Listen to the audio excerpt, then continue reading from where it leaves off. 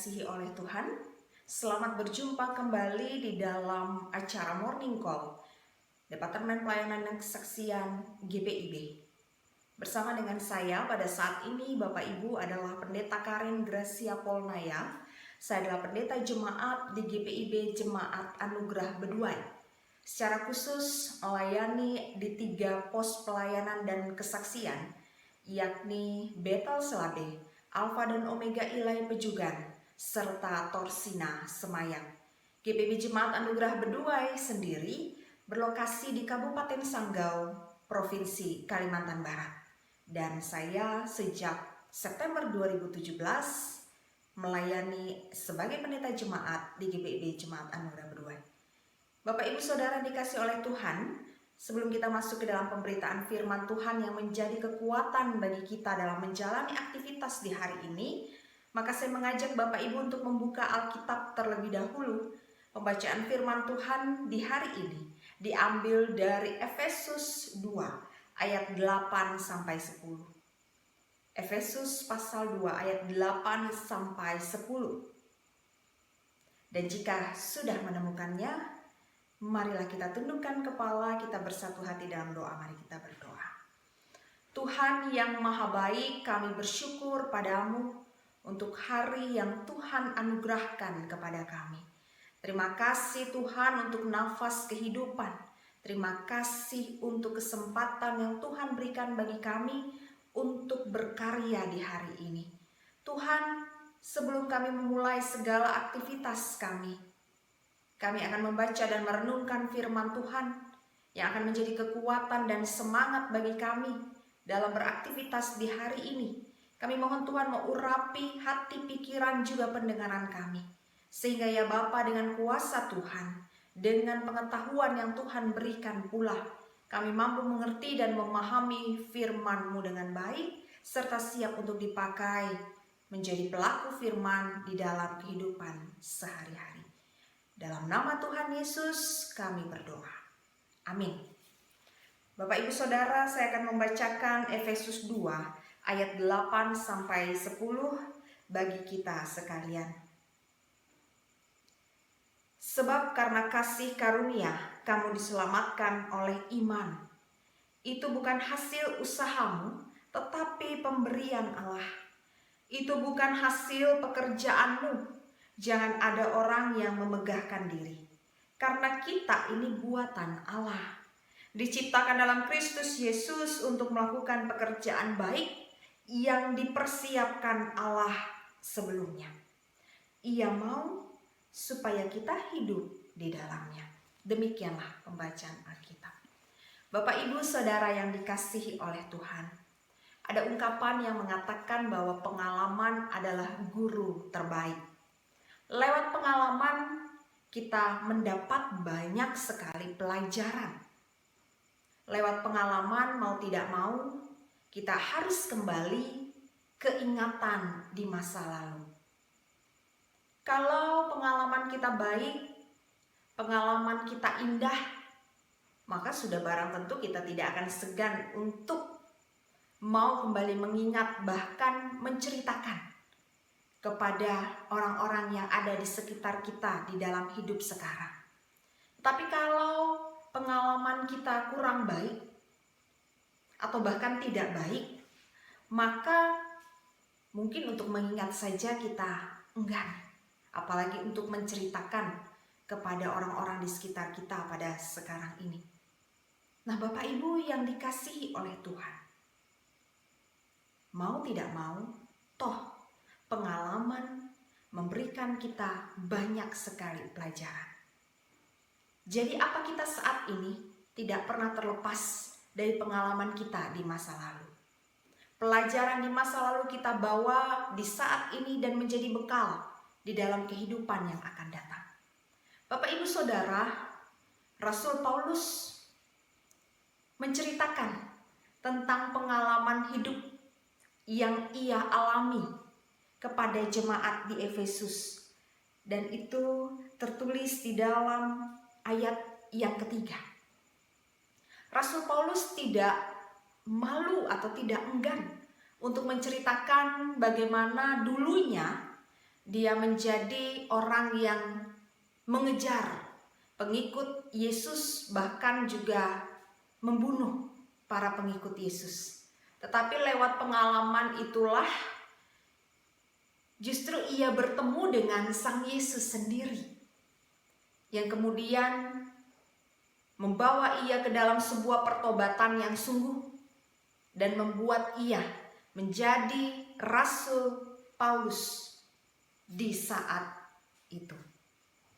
Bapak, Ibu, Saudara, untuk apa Rasul Paulus menceritakan tentang pengalamannya? Toh pengalaman itu bukanlah pengalaman yang baik jika dilihat dari kacamata manusia, karena dia dulu adalah seorang penjahat yang harusnya malu untuk menceritakan itu. Tetapi Rasul Paulus tidak malu untuk menceritakan kepada jemaat di Efesus. Kenapa? Karena Rasul Paulus mau supaya jemaat di Efesus memetik sebuah pelajaran bahwa sekelam apapun kehidupan di masa lalu, sejahat apapun kehidupan di masa lalu, jikalau kita bertobat dan mengubah hidup kita secara total, mengarahkan kepada Yesus semata, maka kasih dan pengampunan Tuhan itu akan diberikan. Selain itu, Bapak Ibu, Rasul Paulus juga mau supaya jemaat di Efesus mengingat bahwa mereka adalah orang yang sudah diselamatkan. Kalau dalam pembacaan kita dikatakan bahwa diselamatkan oleh iman, bukan hasil usahamu, tetapi pemberian Allah. Inilah yang kemudian menjadi sebuah pengajaran utama dari Calvin, yakni predestinasi atau pemilihan Tuhan. Kita harus menyadari bahwa kita menerima keselamatan dari Tuhan melalui kematian Yesus Kristus di kayu salib. Itu bukan karena perbuatan kita, tetapi karena Tuhanlah yang memilih kita sejak awal untuk menerima keselamatan itu. Maka sudah seharusnya kita bersyukur dan berterima kasih kepada Tuhan. Melalui sikap hidup, tutur kata, cara berpikir kita setiap hari. Bapak, Ibu, Saudara yang dikasihi oleh Tuhan, saya mengajak Bapak Ibu untuk kembali merenungkan tentang perjalanan hidup kita, terutama yang sudah kita lewati, atau yang kita katakan masa lalu, atau yang kita katakan pengalaman. Sejak September 2017, saya melayani di GPIB Jemaat Anugerah Beduai. Hampir 3 tahun pengalaman demi pengalaman diperoleh. Dan hampir 3 tahun juga banyak pelajaran hidup yang dipetik. Tuhan mau supaya hambanya berproses di dalam sebuah kesetiaan dan ketaatan. Meskipun jatuh bangun tentu juga dihadapi. Firman Tuhan hari ini mau mengingatkan bukan hanya saya tapi kita semua, Bapak Ibu. Bagaimana kita melewati hari-hari yang lalu? Apakah kita lebih banyak mengandalkan kekuatan diri kita? Kita mengandalkan perbuatan kita daripada kita mengandalkan kekuatan daripada Tuhan? Akankah kita lebih percaya kepada kekuatan diri sendiri daripada percaya kepada penyertaan Tuhan? Ataukah hari-hari yang sudah kita lalui menunjukkan bahwa kita tidak bersyukur dan tidak sadar bahwa kita adalah orang yang diselamatkan, sehingga kita hidup seenaknya, kita hidup semaunya. Apa yang mau saya buat, ya saya buat, meskipun itu menyakiti hati Tuhan. Bapak Ibu, saudara yang dikasihi oleh Tuhan. Ada juga ungkapan yang mengatakan bahwa hari ini pun akan menjadi hari kemarin. Saat ini pun akan menjadi saat yang lalu. Masa ini akan menjadi masa lalu. Apa yang mau Bapak Ibu dan saya ukir di hari ini akan menjadi pengalaman kita di kehidupan yang akan datang. Ini akan sebuah cerita yang akan kita ceritakan kepada anak cucu kita.